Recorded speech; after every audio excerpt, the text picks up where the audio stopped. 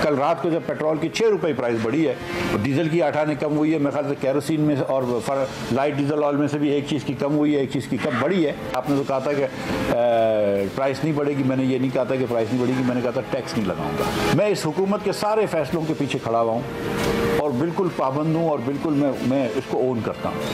रात तक खबर यही थी कि 18-20 रुपए कम हो रहा है, मगर जब रात को पता लगा 7-8 रुपए बढ़ गया। लोगों के हालात देखें कि लोग भूखे मर रहे हैं। चलो पेट्रोल थोड़ा सस्ता करें, लोगों का मतलब निज़ाम चले। और भी महंगाई हो गया, आटा महंगा हो गया, चीनी महंगा हो गया, घी महंगा हो गया, हम क्या करेंगे। कौम को आज एक और पेट्रोल बम मिल गया है और फिर वो रो रही है मरियम झूठी कि मैं तो इससे हम नहीं मानते और मेरा बाप डैडी नहीं मानता। क्या नूरा कुश्ती कर रहे हैं। बिस्मिल्लाहिर्रहमानिर्रहीम। अस्सलाम वालेकुम नाज़रीन, प्रोग्राम एक्सपर्ट्स में मैं आपको खुशामदीद कहूँगी। आज के पैनल का हिस्सा हैं अयाज खान साहब, आमिर इलियास राना साहब, फैसल हुसैन साहब, ब्रिगेडियर रिटायर हारिस नवाज साहब और मोहम्मद इलियास साहब।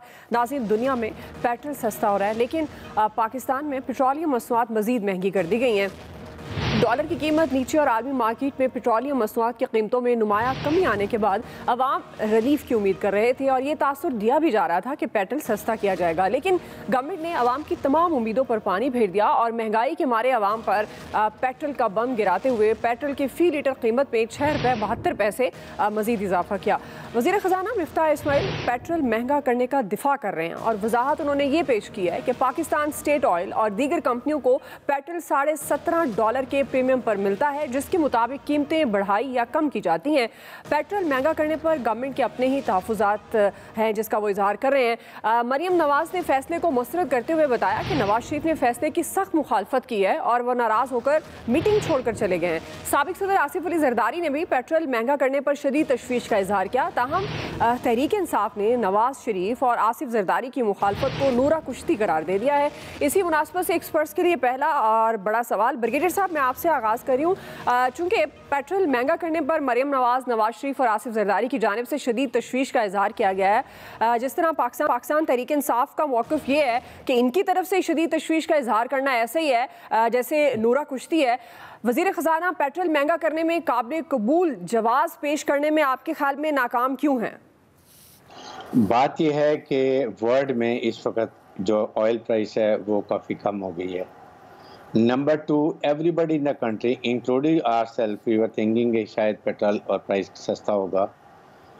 थर्ड बात यह है कि कोई जस्टिफिकेशन नहीं है और ये जो कहना कि नवाज शरीफ नाराज़ हो गए, मरियम नवाज नाराज़ हो गई, I don't believe, because who is the policy maker, who run the government. It's prime Nawaz Sharif बैठे हुए हैं वहाँ इंग्लैंड से सारे शॉट्स फायर कर रहे हैं और फिर यहाँ पर ज़ाहिर है कि प्राइम मिनिस्टर हैं शहबाज शरीफ और मिफ्ताह इस्माइल हैं। लाइक आसिफ दारी ने बात की है, कोई रीज़न है? मुझे तो एक बात समझ नहीं आती है कि जब से 5 महीने से आए हैं, आज मुझे सिर्फ इस बात का जवाब चाहिए कि कौन सी चीज़ में आवाम को रिलीफ मिली है या कौन सी चीज़ आपने पीटी गवर्नमेंट की जब थी उससे बेहतर की है और आवाम को आपने जस्टिफाई किया है कि ये वजूहात थी और जिसकी वजह से हमने ये आपको कीमतें, डिस्पाइट कीमतें बढ़ी थी, हमने आपको सस्ती की हैं। लेकिन जो इन्होंने काम किए वो सिर्फ 2-3 काम किए हैं।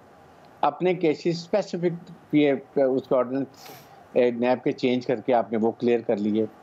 उसके बाद आपने नंबर 2 काम ये किया कि आपने अपने ये ईवीएम जो वीएम थे इलेक्ट्रिक वोटिंग मशीन का ये काम कर लिया, ऑर्डिनेंस पूरा चेंज कर लिए, अपने केस क्लियर कर लिए और उन्होंने अपना काम कर लिया। मुझे तो ये लगता है कि देट काम ओनली फॉर दिस पर्पस। अगर ये एक्चुअली गवर्नमेंट थे then they should done lot of thing for people of Pakistan. तो इसका मतलब ये है कि उन्होंने जो अपने काम करने से कर लिया और उसके बाद अब उनके पास कोई शिक नहीं कि चाहे इलेक्शन हारे हैं, इलेक्शन जीते हैं, वो उन्होंने अपने आप को सिक्योर कर लिए। एंड आई थिंक ये लगता है, अदरवाइज कोई वजह नहीं है कि आपने किस तरीके से, और या तो ये लगता है कि वो अभी शायद पीटीए को डिस्क्वालीफाई करना चाहते हैं, इनको इलेक्शन से आउट करना चाहते हैं and they want to free run with the help of election commission Pakistan.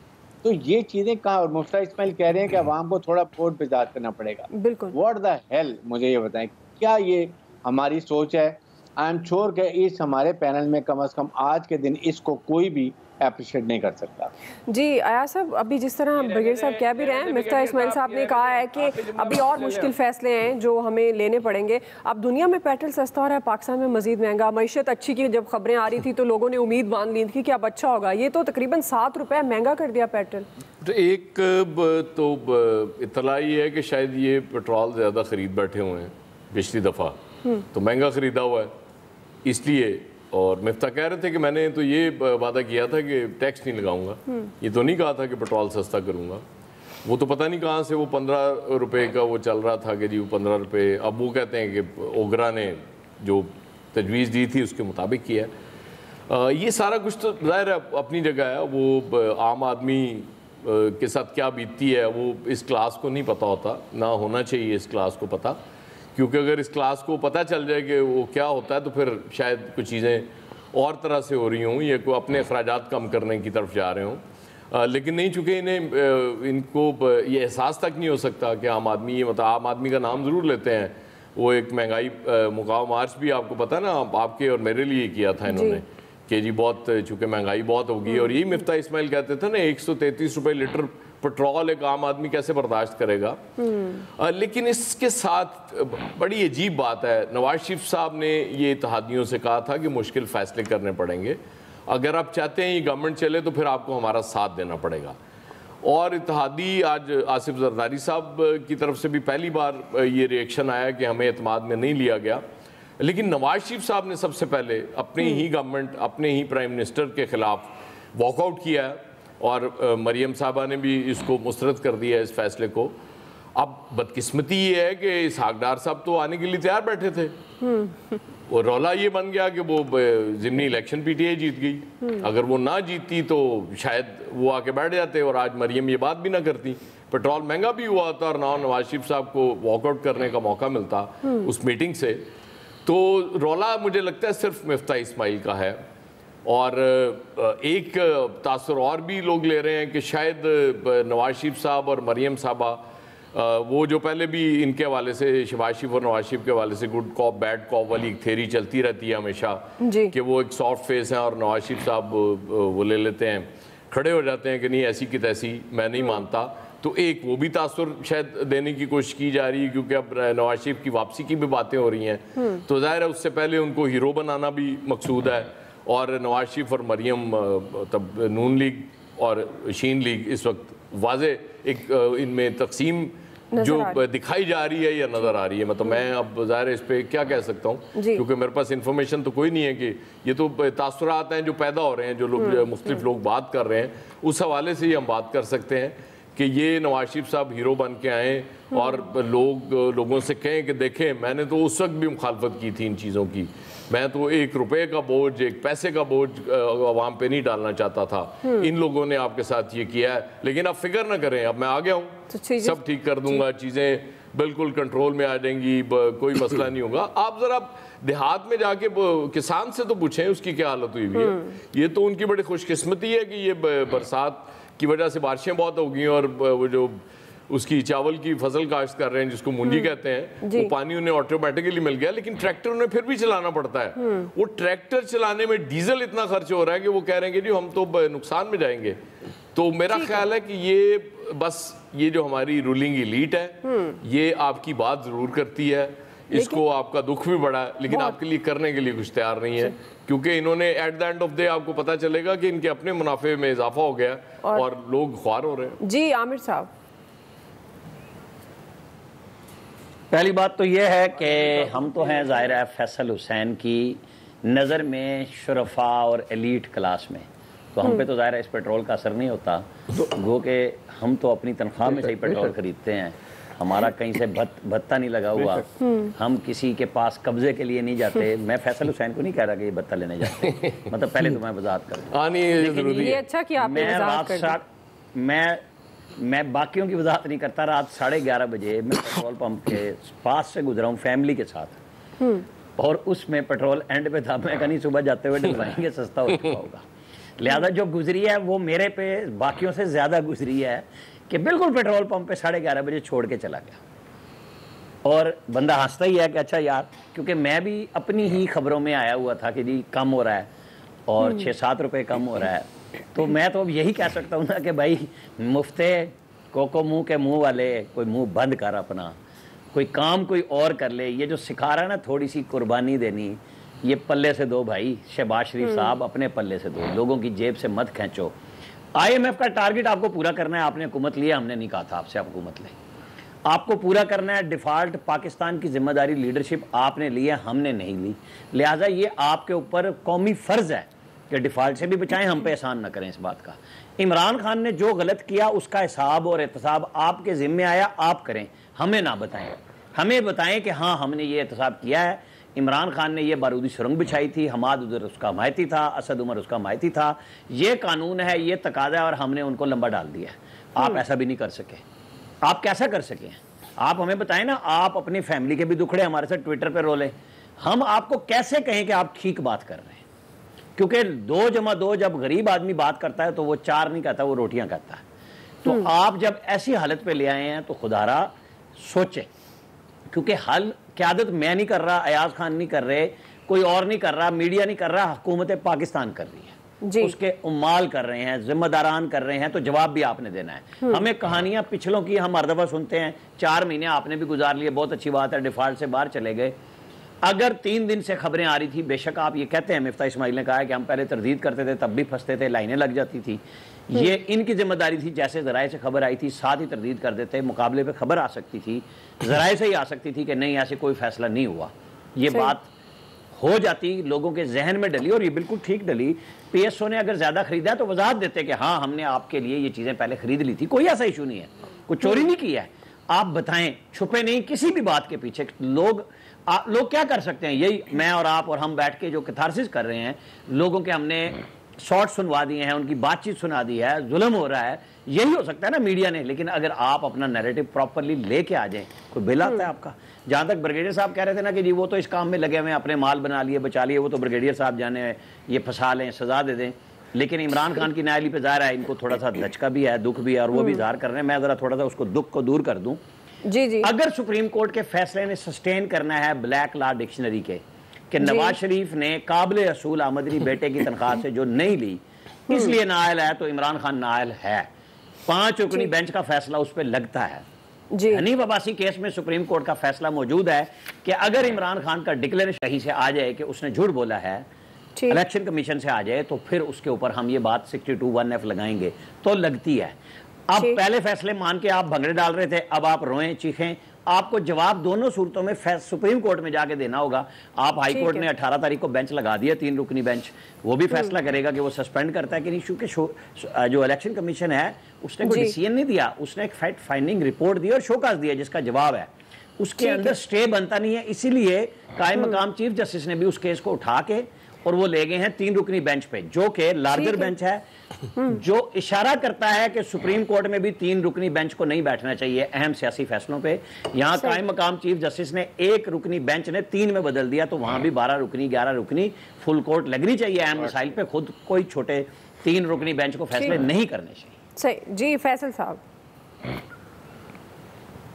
अब आप खुद ये अंदाज़ा कर लें कि कितनी बदतरीन सूरत हाल हो गई होगी कि आप आमिर इलियास राना जैसे लोग भी जो है वो तनकीद करने पे मजबूर हो गए। लेकिन मैं फिर भी आमिर साहब को एक बात कहना चाहता हूँ कि इनके एक आध जुमले से जो इनको दौले शाह का और ख़ानदानी गुलाम का व्हाट्सएप साफ़ी का स्टेटस हासिल है वो तब्दील नहीं होगा, वो इनका जो है बरकरार ही रहेगा। अच्छा, ये मुफ्ता इस्माइल साहब ने जो कल प्रेस कॉन्फ्रेंस की है, जो उसका इजाफा किया है कल, जो उसके पेट्रोलियम मसनूआत, 3-4 चीज़ें होती हैं। एक तो आलमी मार्केट होती है, एक हुकूमत जो है वो टैक्स लगाती है, तीसरा जो है वो पेट्रोलियम डीलर्स के जो है कमीशन होता है। तीनों काम नहीं हुए, ना आलमी मार्केट में जो है वो कीमत बढ़ी है, ना कोई, खुद मुफ्ता इस्माइल साहब ये कह रहे हैं कि उन्होंने जो है कोई नया टैक्स नहीं लगाया। अच्छा, फिर जो पेट्रोलियम डीलर्स है वो भी उन्होंने नहीं कहा कि हमने उनका जो है कमीशन बढ़ाया। तो भाई ये रेट बढ़ाए क्यों है? ना कल ना आज। ये पूरी हुकूमत जो है इस बात को जस्टिफाई नहीं कर पा रही कि भाई ये कीमत जो है वो बढ़ाई क्यों है। ये जो आमिर साहब कह रहे हैं, याद साहब कह रहे हैं कि उन्होंने ज़्यादा खरीद लिया होगा, ये मफरूज़ा है, ये गुमान है। हुकूमत ने ये बात नहीं कही कि हमने ज़्यादा खरीद लिया था अपनी नाअहली की वजह से, अपनी नालायकी की वजह से जो हमें विरसे में मिली हुई है, तो उसकी वजह से हमने ज़्यादा खरीद लिया था इसलिए बढ़ा दी। ये बात उन्होंने नहीं कही, ये तो गुमान है ना, या उनको एक रास्ता फराम करने की कोशिश है, भाई आप ये बात कर लो, तो लेकिन उनको तो अपने मुँह से ये बात नहीं कर रहे। इस वक्त तक मौजूदा हुकूमत ने जो इतने, अभी याद साहब ने भी कहा कि मुफ्ता इस्माइल साहब पोजीशन लीडर थे, जब अपोजिशन में थे तो ये बात करते थे। आज तक इस मौजूदा हुकूमत ने जो है अपना माशी प्लान नहीं दिया। सही। हाँ, क्या इन्होंने मैक्सिमम माशी प्लान किया है कि एक्सपोर्ट पे जो है वो पाबंदी लगा दो। डॉलर जो बढ़ा है इतना आसमान पे जाके जो छलांगे लगाने लगा, नाअहली की वजह से हुआ। हाँ, इम्पोर्ट पे पाबंदी लगा दो। अच्छा, जो उस मसला यही होता है, डॉलर बढ़ा वो उसमें नाअहली, उनमें इनकी नाअहली इनकी प्रायोरिटी क्या थी कि अपना केस जो है वो खत्म करवा दें, इलेक्शन की जो कवानीन है उसको जो है उससे अपने आप को जो है बचा लें। तो ये उसकी वजह से उसमें लोगों ने अरबों रुपए कमाए, अरबों रुपए। ये भी एक बहुत बड़ा स्कैंडल है, आज नहीं तो कल इसने भी जो है वो मंजर आम पर आना है। अच्छा, अब ये डॉलर जो कम हुआ है, आप मुझे बताएं ना कि भाई डॉलर बढ़ा क्यों था, कम क्यों हो गया? पैसे गिर गए इस मुल्क में? डॉलर आके गिरे, जो डॉलर आ गया तो सट्टेबाजों ने अपना खेल खेला था ना, सट्टेबाजों ने खेल खेल के जो है वो अरबों रुपए कमा लिए। कोई कार्रवाई, कोई तहकीकात, कोई इन्वेस्टिगेशन कहीं हमें जो है नजर नहीं आती। तो फिर हम ये सोचने में मजबूर क्यों ना हो इसमें जो है वो सारे के सारे जो है वो हुकूमती जो सरकारी आला अहदेदार है, मतलब जैसे एक आखिरी बात मरीम नवाज के हवाले से। मरीम नवाज साहिबा जो है वो कह तो रही है नवाज शरीफ साहब जो है वो नाराज होकर कमरे से चले गए। और भाई आप नाराज होकर कमरे से नहीं जाओ भाई, आप हुकूमत कर रहे हो, आप कायद हो इस पार्टी के, आप प्लान दो इस कौम को, इस हुकूमत की रहनुमाई करो, आप बताओ कि मैंने ये गाइडलाइन दी थी, उस पर इस हुकूमत ने अमल नहीं किया। इसका मतलब तो ये हुआ है कि पूरा खानदान भी जो है वो मुफ्ता इस्माइल पे इन्हिसार करके बैठा हुआ है। इनके पास अपना कोई प्लान नहीं है। लीडर जो है नाराज होकर कमरे से चला गया है कि वजीर ने जो है ना पेट्रोल की कीमत बढ़ा दी। भाई नाराज होकर क्यों जा रहे हैं? हटा दें आप लीडर वजीर को, वो भी आपने कुछ नहीं किया। तो फिर लोग कहेंगे कि नूरा कुश्ती है, फिर लोग कहेंगे कि आप सिर्फ ड्रामा कर रहे हो, लोग कहेंगे आप ये अदाकारी मत करो, आपकी अदाकारियों से किसी पे कोई फर्क नहीं पड़ रहा, कौम का सत्यानाश हो गया लेकिन आपको फिक्र ही नहीं, आपकी अदाकारियाँ खत्म नहीं हो रही। जी इलियास साहब। देखिए जी, इस वक्त तो ज़रूरत थी, जब आलमी मंडी में कम हुआ तो इनकी अपनी नाअहली है कि इन्होंने पेट्रोल पहले ज़्यादा ख़रीद के रख लिया। इनको पता था कि सिचुएशन क्या है, पेट्रोल गिर रहा है, तो उसके जो एवरेज है ये खुद ही निकालें, उसको कम करें। आवाम को तो रिलीफ देना चाहिए। आवाम तो पहले ही पिस गई, आवाम ने तो इतना महंगा पेट्रोल ख़रीदा, इतना बल्कि डॉलर बढ़ गया, उसका सारे जो इम्पैक्ट आए इम्पोर्ट के और उसके सारे अवाम को बर्दाश्त करने पड़ रहे। इनको तो नहीं बर्दाश्त करना पड़ा। पार्टी लीडर, ये कैसी बात है, अजीब सी बात है कि जी वो उठ के चले गए कमरे से उठ के क्यों गए? मियाँ साहब को चाहिए था कि बल्कि उधर से हिदायत करते कि पेट्रोल की कीमत कम करें। आम आदमी को क्यों मार रहे हो? अगर वो पार्टी के सरबराह हैं, अगर सरबराह नहीं है तो फिर वो क्या फ़ायदा इस तरह पार्टी में? तो ये तो उठ के अवाम भी नाराज़ हो गई है। अवाम कहती जी हमने सब महंगा पेट्रोल नहीं ख़रीदना। तो बात तो माननी पड़ेगी, गवर्नमेंट की अपनी नाअहलियाँ हैं। तो ये किसने कहा था कि गवर्नमेंट आके इनको ले? उनकी गवर्नमेंट आके पीटीआई की गवर्नमेंट को गिरा के खुद सारे वो लें? अगर वो ये इन्होंने किया था, इनके पास प्लान था, तो वो ये बिल्कुल इसी तरह हो गया कि जी 100 दिन में ये कर देंगे, पीटीआई ने कहा था। अब ये इनके पास भी कोई प्लान नहीं, ना कुछ कर सकें अभी तक। आवाम उसी तरह मुश्किल के साथ ज़िंदगी गुजार रही है, बल्कि आने वाला दिन उनके लिए मज़ीद इम्तिहान है आवाम के लिए। महंगाई की वजह से इतना हो गया कि दाल 300 रुपये किलो मिल रही है, तो आवाम ने क्या खाना है? यानी कि आवाम की आमदनी तो उतरी है, अखराजात उनके इतने बढ़ गए। बिजली के बिल अब 2-3 महीने तो लोगों को इस तरह देने पड़ रहे हैं कि जैसे बिजली के बिल ही देंगे, वो खाएँ पिएंगे कुछ नहीं। तो ये गवर्नमेंट को ये देखना चाहिए, कुछ करना चाहिए, बिजली के बिलों में रिलीफ देना चाहिए, पेट्रोल में रिलीफ देना चाहिए, ताकि लोगों को कुछ ना कुछ तो मिले। ये तो नहीं ना मरीम औरंगज़ेब साहबा आके कह देते कि 2-2 हज़ार रुपया, पूरे 2-2 हज़ार रुपया, 2-2 हज़ार रुपया में बताएं वो क्या क्या करते हैं?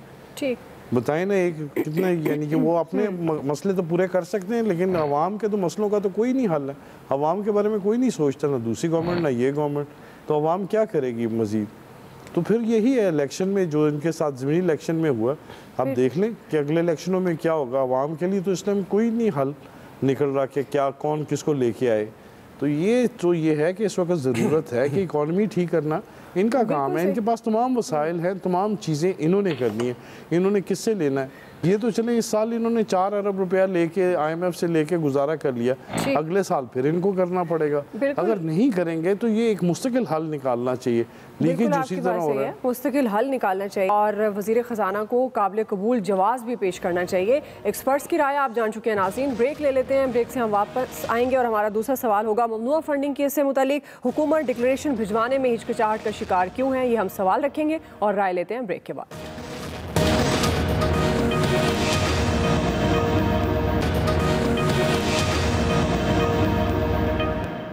कि बार बार वाज़े होता जा रहा है कि इलेक्शन कमीशन और ख़ास तौर पे चीफ इलेक्शन कमिश्नर बायस्ड हैं और कानून के दायरे के बाहर फैसले दे रहे हैं। और मैं आपको ये वाज़े कर दूं कि FIA किसी फॉरेन या प्रोहिबिटेड फंड की इन्वेस्टिगेशन नहीं कर सकता एक्सेप्ट अगर कोई डोनर कंप्लेन करे FIA को कि जी हमने पैसे इसलिए दिए थे पार्टी को और पार्टी ने किसी और काम के लिए वो इस्तेमाल किए। उसके अलावा FIA की जुरिस्डिक्शन बिल्कुल नहीं बनती। तो ये FIA की प्रोसीडिंग कानून के खिलाफ है। अब ये सवाल भी उठता है, ये जो कहते हैं कि जी बाकी स्क्रूटनी बाद में शुरू हुई, सरासर गलत है। हमने ये डेट्स निकाले हैं, सबकी 2018 में शुरू हुई थी और किनकी पे फोकस किया गया, सोनली PTI की हियरिंग जो 101 हुई, बाकी की 48-49 हुई और वो मामला वहीं का वहीं है। सरासर बायस प्रोसीडिंग्स कर रहा है, कानून के दायरे के बाहर कर रहा है, बल्कि सुप्रीम कोर्ट और इस्लामाबाद हाई कोर्ट का फैसला में कंटेम्प्ट में है ECP और चीफ इलेक्शन कमिश्नर। नाज़रीन, ममनुआ फंडिंग केस का फैसला आने के बाद गवर्नमेंट की जानिब से तहरीक इंसाफ को शदीद तनकीद का निशाना बनाया जा रहा है। PTI पर पाबंदी और इमरान खान की नाअहली के लिए बड़े बड़े दावे भी किए जा रहे थे और इस हवाले से सुप्रीम कोर्ट डिक्लेरेशन भिजवाने का ऐलान किया जा रहा था। वफाकी काबीना ने गुज़श्ता इजलास में वजारत कानून को डिक्लेरेशन तैयार करके आइंदा काबीना के इजलास में पेश करने की हिदायत की गई थी, लेकिन ज़राए के मुताबिक आज ना तो वफाकी काबीना को ब्रीफिंग दी गई और ना ही अभी तक डिक्लेरेशन तैयार हुआ। दूसरी तरफ तहरीक इंसाफ ने ममनुआ फंडिंग केस के फैसले के खिलाफ इस्लामाबाद हाई कोर्ट में दरख्वास्त दायर कर रखी है। समाअत के लिए आज लार्जर बेंच तश्कील दे दिया गया है और केस की समाअत 18 अगस्त को होगी। इसी हवाले से हमारा ये सवाल, आमिर साहब मैं आपसे आगाज़ कर रही हूँ।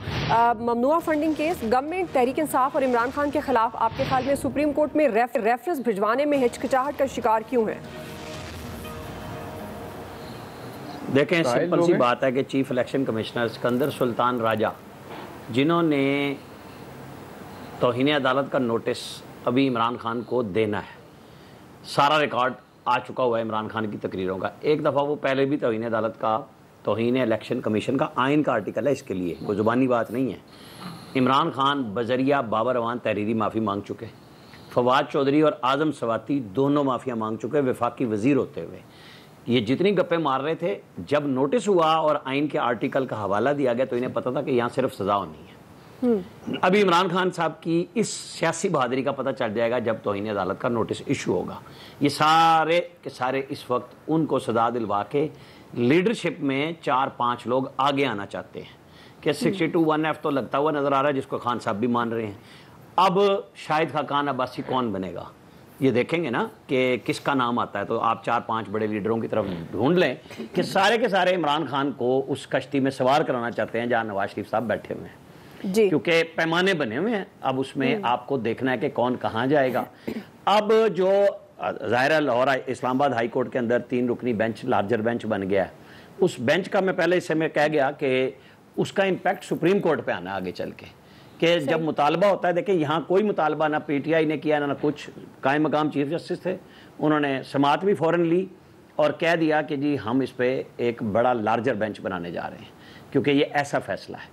जब आपको पाकिस्तान की सारी सियासी जमातें, ला बरादरी जितनी ये वकीलों की है, वो कह रहे हैं कि जनाब आप फुल कोर्ट बनाइए, क्योंकि आप 3 रुकनी और 5 रुकनी बेंच से सुप्रीम कोर्ट के 11 रुकनी बेंच के फैसले को अंडू कर चुके हैं।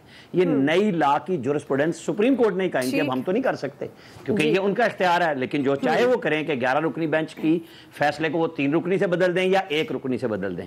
लेकिन ये क्वेश्चन तो होता है ना फैसलों के बाद, ये इतनी बात करने का इख्तियार सुप्रीम कोर्ट ने खुद दिया हुआ है कि भाई हम जब फैसला दे लें तो आप बात कर लें। हम भी उसी पे कह रहे हैं ये केस अब अच्छे उसमें जा रहा है, मकाफात अमल पे जाता है, क्या लॉ पॉइंट पे जाता है नहीं जाता है, आने वाले दिन दिलचस्प होंगे। सही अयाज साहब, जब मेरा ख्याल ये कि इसमें ममनुआ फंडिंग में वाले केस में ज़्यादा जान नहीं है।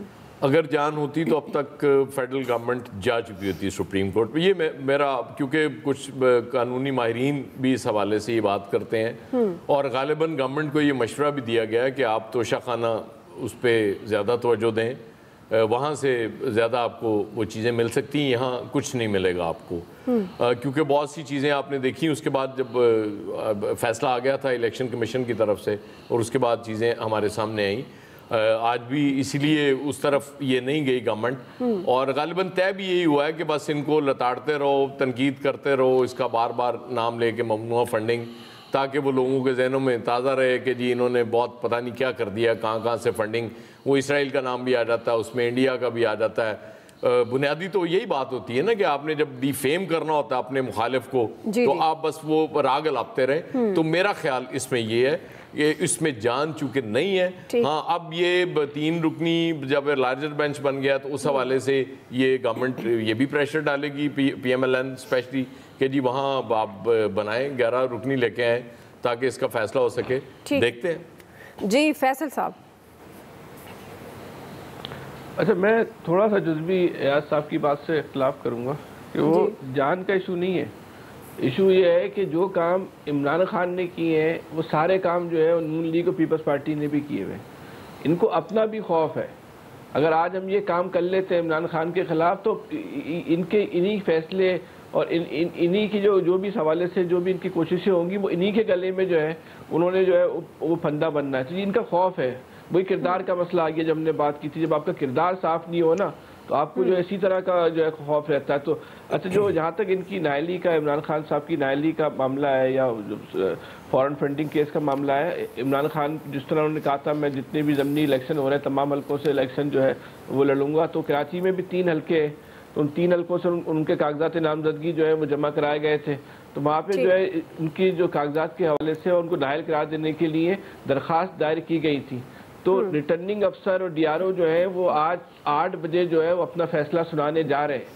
अब ये देखना ये है कि ये रिटर्निंग अफसर और DROs का जो फैसला है वो इलेक्शन कमीशन का जो फैसला कुछ दिनों पहले आया था उसमें कितनी जो है मुताबिकत रखता है कि उनका फैसला बिल्कुल वाज़ेह था कि चीज़ साबित हो गई थी कि इनके जो फॉरेन फंडिंग के मामला हैं वो क्लियर नहीं है। अगर आज DRO और ROs के फैसलों में तजाद आता है तो फिर तो इसका मतलब ये होगा कि फिर मामला कुछ और ही है, फिर इमरान खान को सपोर्ट की जा रही है। ठीक, ब्रिगेडियर साहब। दुआ देखें, बात यह है कि बेसिकली इसमें फ्लॉज हैं जो कि PTA ने काफ़ी हाईलाइट भी किए थे। नंबर 3 बात है कि बिल्कुल ठीक बात है कि कुछ अरसे के बाद PMLN का, पीपल्स पार्टी का भी आना है। इनका ज़्यादा जो है वो डिक्लेयर हुआ है, चाहे गलत है जैसे भी है। आई डोंट कॉन्टेस्ट कि उन्हें अगर इलेक्शन कमीशन ने डिसीजन दिया है तो आई विल नॉट कमेंट इसका। और उनके पहले इतने रिकॉर्ड नहीं थे तो वो मेरे ख्याल में ज़्यादा प्रॉब्लम होंगी। And then they have to scrutinise कि जब गवर्नमेंट एक रेफरेंस बनाती है it should be covering all legal aspect. उसके लिए इनको काफ़ी अभी वेरिफिकेशन चाहिए, they want to see it. और उसके बाद ये देखना चाहते हैं कि अगर आज हम कर रहे हैं तो कल हमारी बारी भी आ सकती है, जिसकी वजह से अब हम में और अभी थोड़ा सा डाउट में हुए हैं। और ये सोच समझ के करना चाहिए, कल को अगर इलेक्शन कमीशन चेंज होता है और फिर पीपल्स पार्टी और PMLN के केसेस आते हैं तो हो सकता है उनके लिए प्रॉब्लम हो। That should the main reason कि वो अभी तक इसके बारे में सोच रहे हैं। ठीक, इलियास साहब। गवर्नमेंट को अभी तक तो इनके खिलाफ रेफरेंस लेके आ जाना चाहिए था, लेकिन हिचकिचाहट जो हो रही है इसमें, जो ताख़ीर का शिकार है, इसमें ज़ाहिर है कोई ना कोई मसला तो है पीछे जो गवर्नमेंट इसको देख रही है कि इस पर किस इशू पर जाया जाए, इस पर फ़ायदा होगा या नहीं होगा। अब जो बेंच बना है, बेंच में 18 तारीख को जो होगा उसमें होगा, लेकिन गवर्नमेंट को चाहिए अपनी लेकिन तैयारी करके, अगर गवर्नमेंट समझती है कि इस पर इनको कुछ कर सकती है, कि ममनुआ फंडिंग पर अगर वो गवर्नमेंट कुछ कर सकती है, गवर्नमेंट समझ रही है कि उनके पास जो सबूत है, ज़ाहिर है स्टेट बैंक का है इसमें, SCCP की जो मालूमात इन्होंने ली हैं वो मालूमात मामूली मालूमात नहीं है, बड़ी ठीक है, अथेंटिक है, उनको मनी ट्रेल का वगैरह का पता चला है। तो अगर इतनी बातें करते हैं, जैसे तकरीरें करते हैं, प्रेस कॉन्फ्रेंसिंग करते हैं, तो लेके जाएं, पीटीआई भी अपना दिफा करेगी, वो तो जाहिर है अपना दिफा करेगी, वो तो तैयार हैं। खान साहब इस पर कह देंगे, वो सामने लेके आएंगे, जब लेके आएंगे तो फिर उसको डिफेंड करेंगे। अब देखते हैं कि कौन इसमें होता है कि किस पर लगती है कि नाहल होते हैं, अगर वो करवा सकते हैं तो फिर करवा लें, देख लें। ठीक है नाज़रीन, बिल्कुल इलियास साहब आपको फिर आ गया, मुझे ब्रेक पर जाना है, ब्रेक लेते हैं नाज़रीन, ब्रेक से वापस आएंगे। हमारा आज तीसरा बड़ा सवाल है दरियाए रावी में सैलाबी सूरत हाल। हम सवाल ये रखेंगे, इस सैलाबी सूरत हाल से निपटने के लिए गवर्नमेंट कितनी तैयार है। राय लेते हैं ब्रेक के बाद।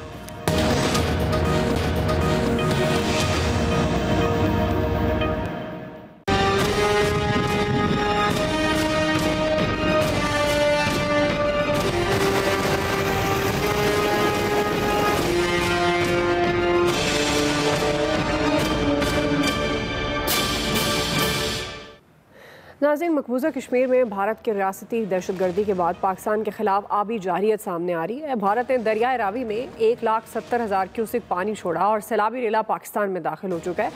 PDMA के मुताबिक दरियाए रावी में ऊंचे दर्जे के सैलाब का भी इम्कान है। सैलाब से गुजरने वाला लाहौर और मुल्तान डिवीजन के नदी नालों में तुगयानी आ सकती है और कई इलाके मुतासिर हो सकते हैं। ब्रिगेडियर साहब, मैं आपसे आगाज़ करी हूँ, जिस तरह से अब ये अपडेट किया जा रहा है दरियाए रावी में सैलाबी सूरत हाल, आपके ख्याल में इस मौजूदा सियासी अदम इस्तेहकाम को मद्देनजर रखते हुए गवर्नमेंट इससे निपटने के लिए कितनी तैयार है?